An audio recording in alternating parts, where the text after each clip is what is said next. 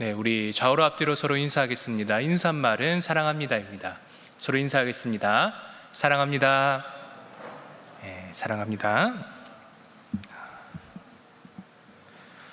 오늘 본문은 예수님께서 갈릴리를 떠나 이방 지역을 순회하신 세 번째 이야기입니다. 참고로 첫 번째는 두로 지방에서 만난 수로보니게 여인 이야기입니다. 그리고 두 번째는 데가볼리 근방의 갈릴리 호수 근처에서 만난 귀먹고 말 더듬는 자와 관련된 이야기입니다. 그렇다면 과연 세 번째 이야기인 오늘 본문에서는 어떤 사건이 벌어질까요? 우리 오늘 본문 1절을 다 같이 한번 읽어보겠습니다. 1절입니다.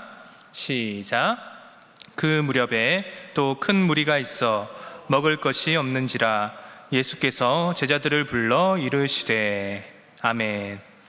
1절의 첫 번째 단어는 그 무렵에입니다. 그 무렵에. 그러면 그 무렵이 언제일까요? 당연히 오늘 본문 직전이겠죠.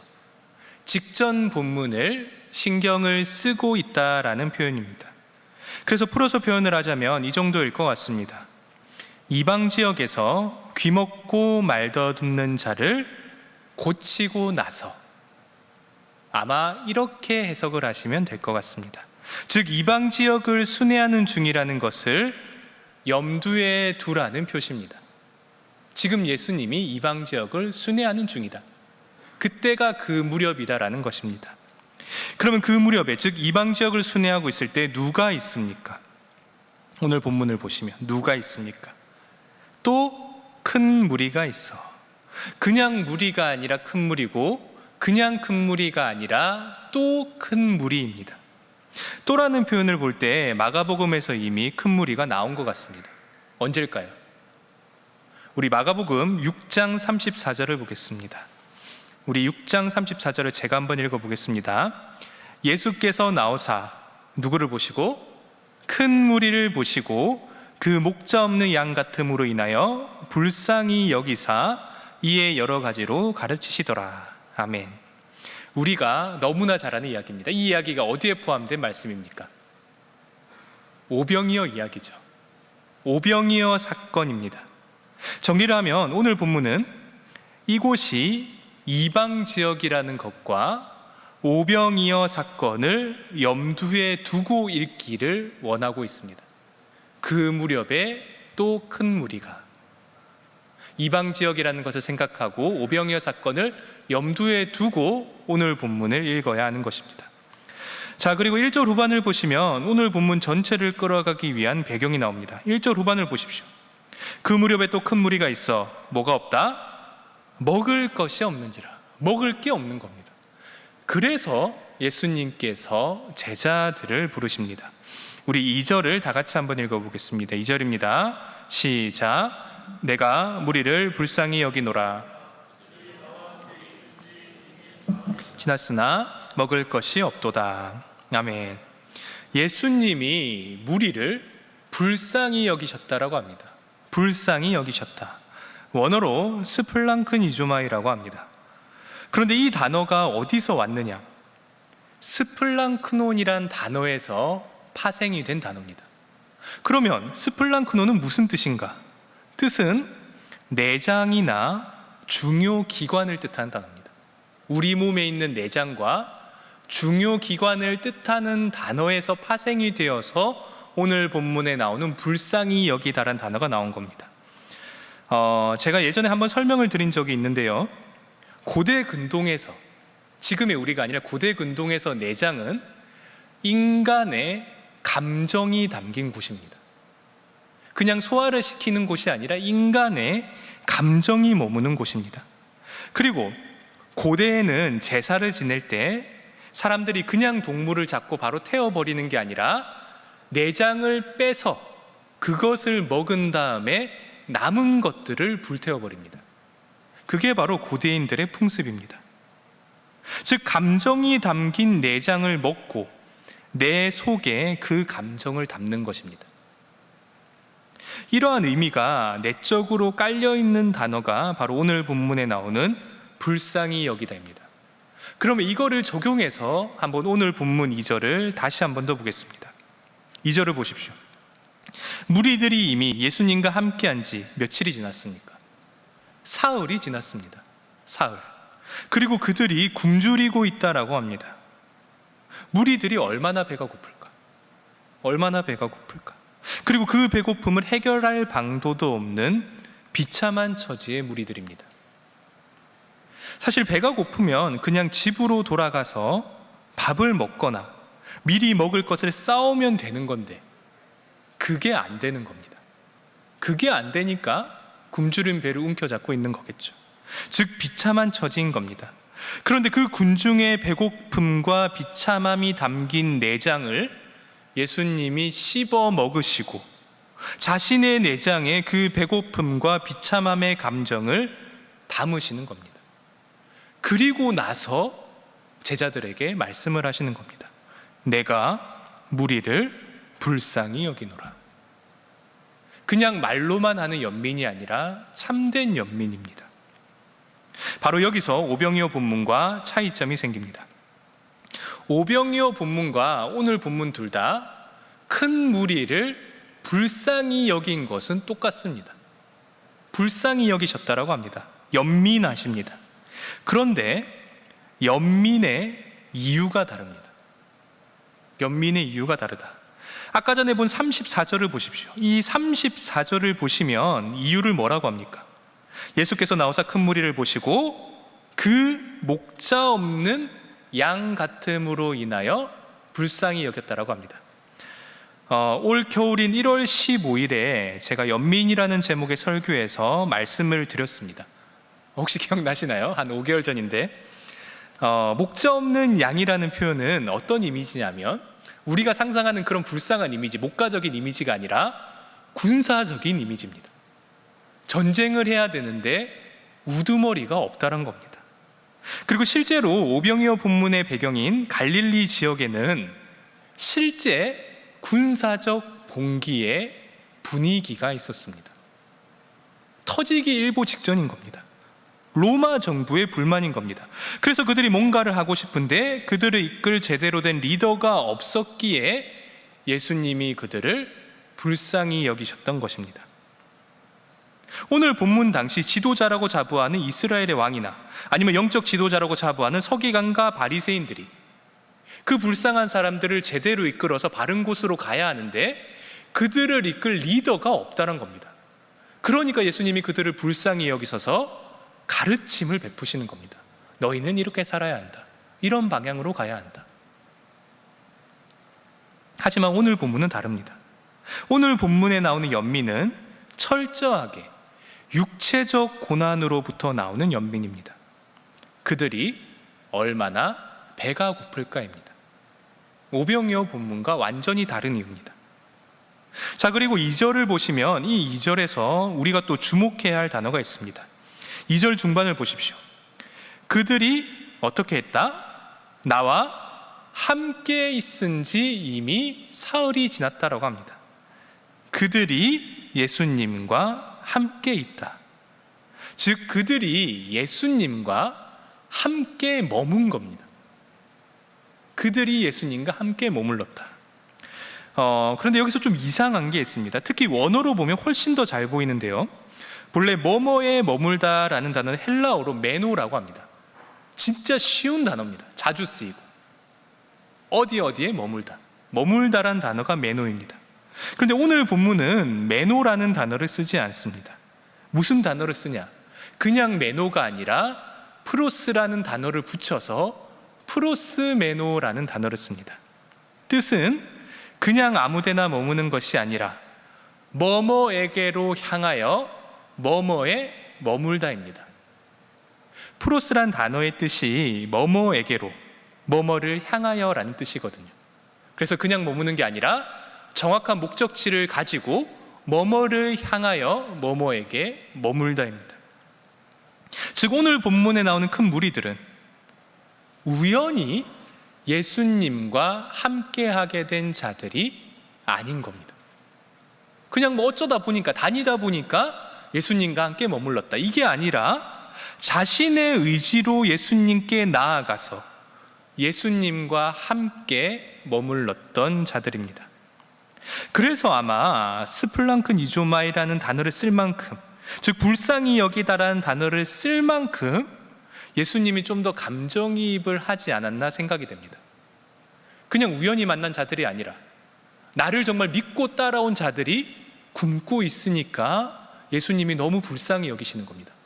내 사람들인데, 내 백성들인데 이들이 굶주리는구나. 그래서 슬퍼하시는 겁니다. 자, 이제 우리 3절을 다 같이 한번 읽겠습니다. 3절입니다. 시작.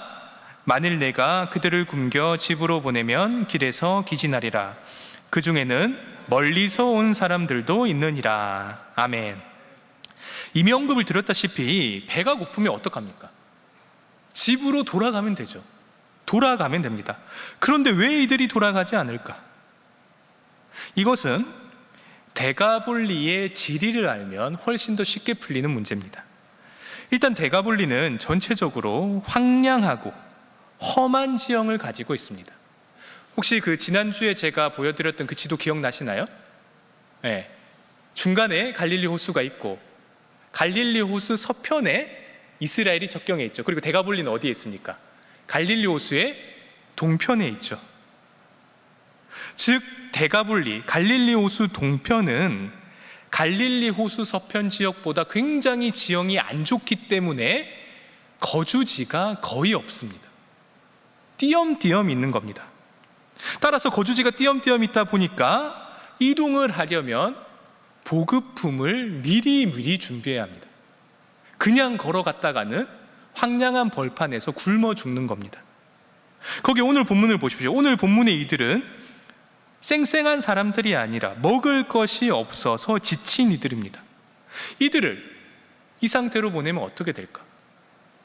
기진하여 굶어 죽는 겁니다. 그래서 이들을 충분히 먹여야만 하는 상황인 겁니다. 이때 예수님이 제자들에게 그렇게 말씀을 하시자 제자들이 다음과 같이 말씀을 하십니다. 4절을 보십시오. 4절에 이렇게 나옵니다. 제자들이 대답하되 이 광야 어디서 떡을 얻어 이 사람들로 배부르게 할 수 있으리까? 아멘. 사실 이 4절이 핵심 논란 구절입니다. 굉장히 논란이 되는 구절입니다. 특히 오늘 본문이 평가절하가 되는 경우가 많은데요, 그렇게 주장을 하는 사람들이 그렇게 말하는 논리가 있습니다. 그들의 논리는 이렇습니다. 얼마 전에 겨우 물고기 둘, 떡 5개로 장정만 5,000명을 먹인 기적을 본 제자들이다. 그런데 그런 경험을 바로 직전에 한 사람들이 어떻게 이런 어리석은 질문을 할 수 있겠는가, 이렇게 질문을 합니다.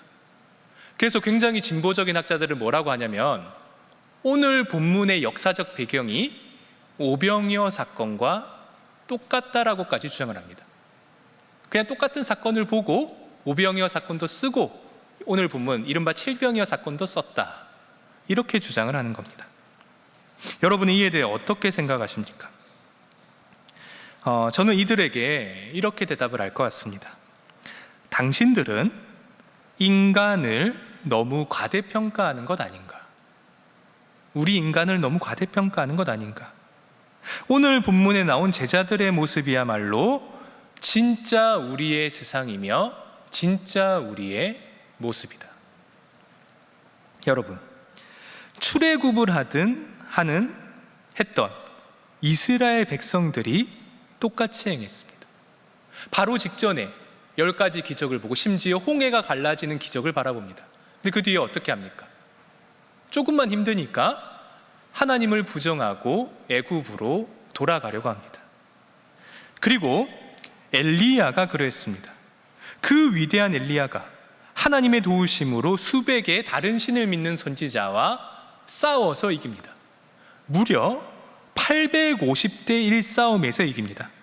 바알의 선지자 450, 그리고 아세라를 믿는 선지자 400명, 그 둘과 붙어서 이기게 됩니다. 그런데 그 직후에 겨우 이세벨이라는 여인 한 명을 무서워해서 도망을 갑니다. 그 위대한 엘리야가 그렇게 합니다. 그러면 엘리야만 그러한가? 오늘날의 우리들 또한 마찬가지입니다. 그렇게 하나님께 은혜를 받고 그렇게 감동을 했는데 뒤돌아서자마자 세상의 풍파를 맞자 그 은혜를 잊어버리고 세상 속으로 달려가는 우리들입니다. 참 오늘날의 우리와 비슷한 제자들의 모습입니다. 이제 예수님이 이런 우리들을 보고 말씀을 하십니다. 우리 5절을 다 같이 읽겠습니다. 5절입니다. 시작. 예수께서 물으시되 너희에게 떡 몇 개나 있느냐? 이르되 7이로소이다 하거늘. 아멘. 떡 몇 개나 있느냐? 7이로소이다. 참 초라한 우리의 자원입니다. 우리가 가진 게 없죠. 예수님, 물고기가 수백 마리는 있습니다. 이렇게 대답하고 싶은데 실상 우리 속에 가진 게 없습니다. 7이로소이다. 하지만 예수님은 전혀 개의치 않으십니다. 우리의 초라한 자원에 축사를 하십니다. 우리 6절에서 8절을 교독해 보겠습니다. 6절을 제가 읽고 7절은 여러분이 읽고 8절은 함께 읽겠습니다. 예수께서 무리를 명하여 땅에 앉게 하시고 떡 7개를 가지사 축사하시고 떼어 제자들에게 주어 나누어 주게 하시니 제자들이 무리에게 나누어 주더라.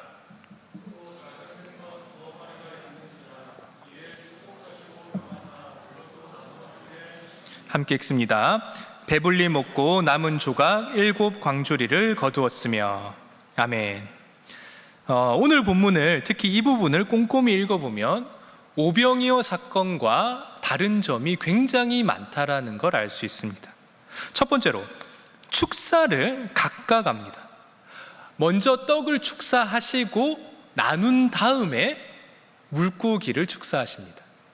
하지만 오병이어 사건 다르죠. 동시에 축사를 하십니다. 그리고 둘째로 떡의 개수가 다릅니다. 이전은 5개지만 오늘 본문은 7개입니다. 숫자가 다릅니다. 그리고 물고기의 수도 다릅니다. 이전은 물고기가 2마리라고 합니다.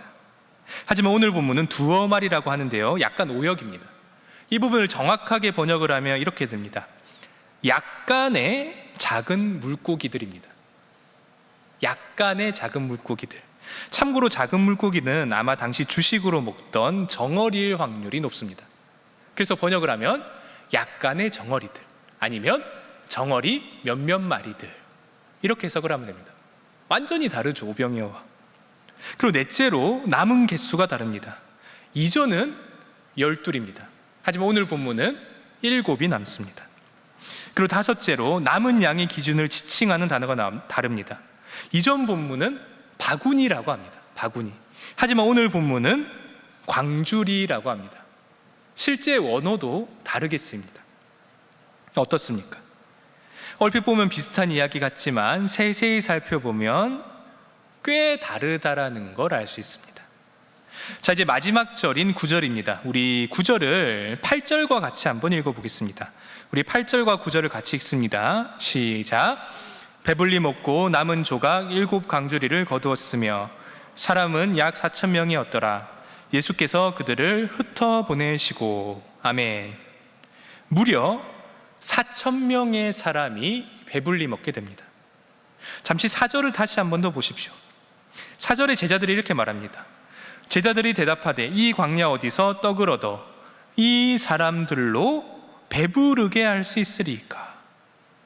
제자들이 질문합니다. 배부르게 할 수 있으리까? 어디서 떡을 구합니까?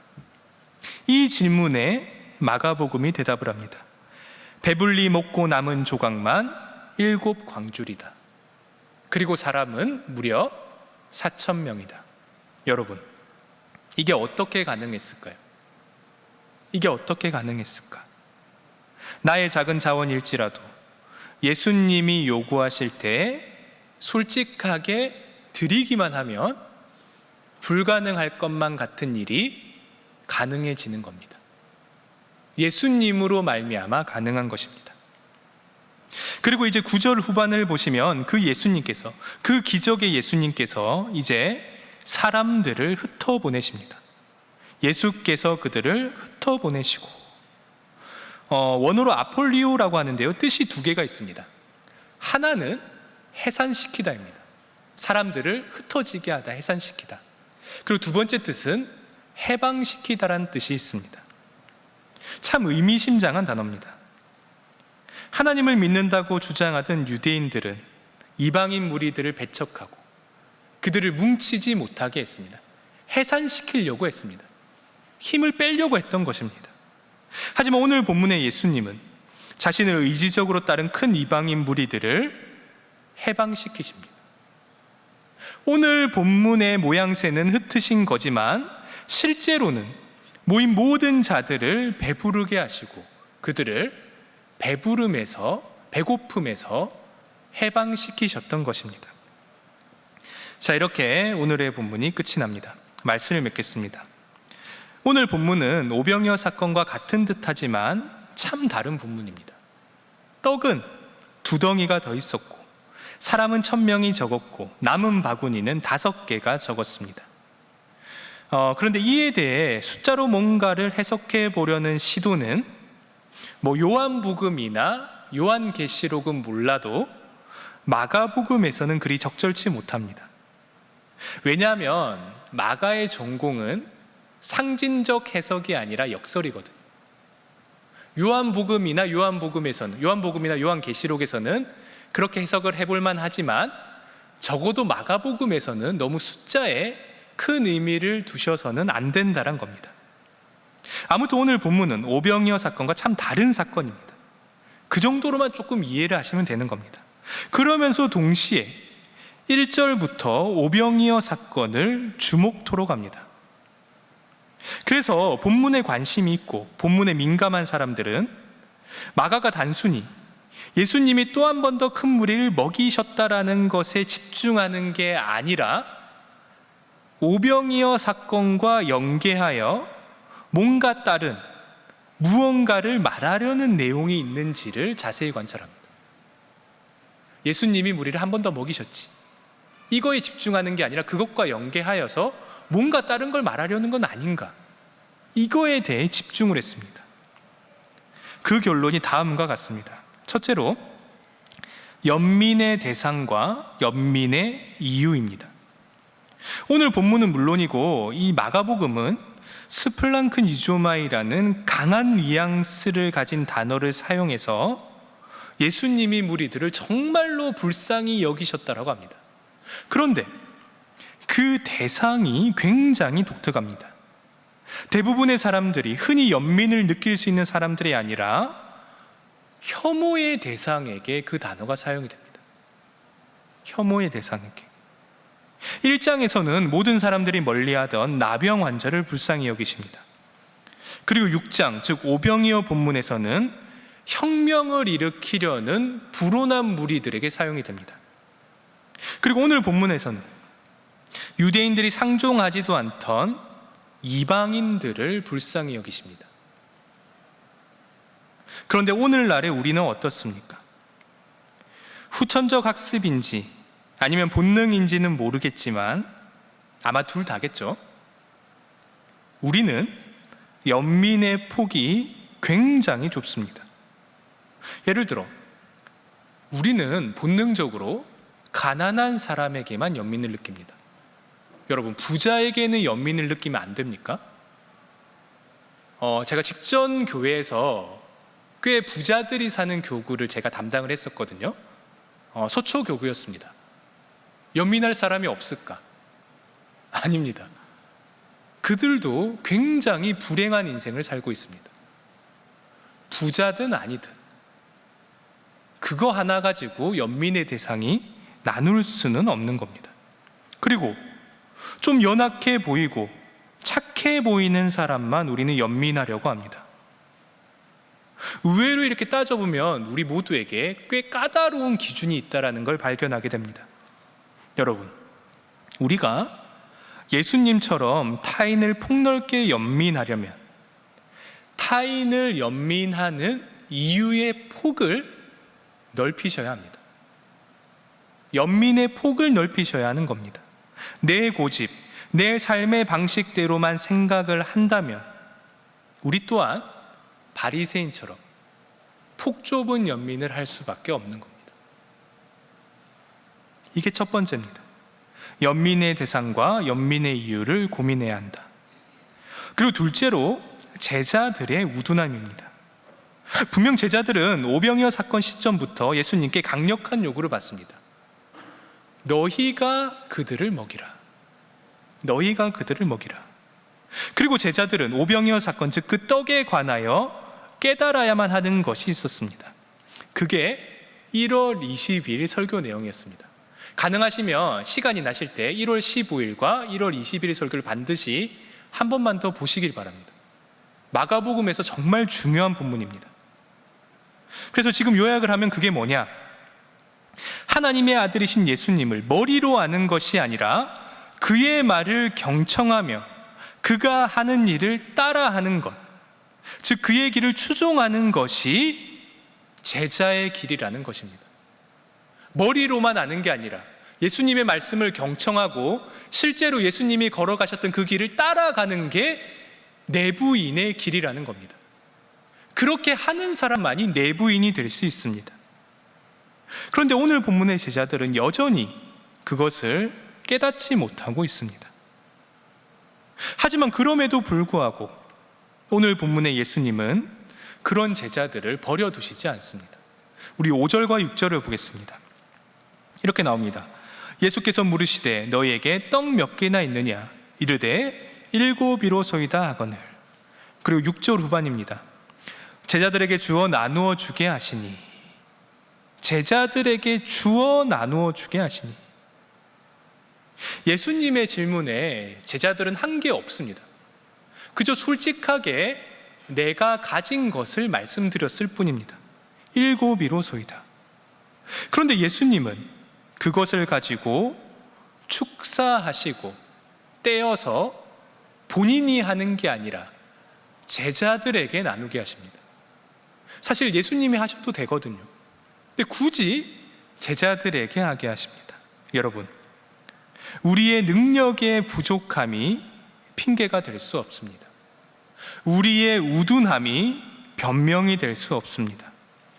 그저 예수님의 질문 앞에 솔직히 대답을 하면 예수님이 그것을 들어서 하나님 나라를 위해 사용을 하십니다. 제발 오늘 본문의 예수님처럼 혐오의 대상까지도 연민하며 나의 작은 자원을 드리는 우리 모두가 되길 진심으로 바랍니다. 기도하겠습니다. 하나님 아버지, 참 감사합니다. 오늘 저희가 마가복음 8장 초반의 이야기를 살펴보았습니다. 하나님, 늘 우리 모두가 예수님의 마음을 품을 수 있도록 하여 주시옵소서. 그리하여 오늘 본문의 예수님처럼 긍휼함을 품을 수 있는, 타인을 향해 연민할 수 있는 우리 모두가 될 수 있도록 주님께서 인도하여 주시옵소서. 이 모든 말씀 예수님의 이름으로 기도드립니다. 아멘. 이제 다 같이 봉헌하시겠습니다.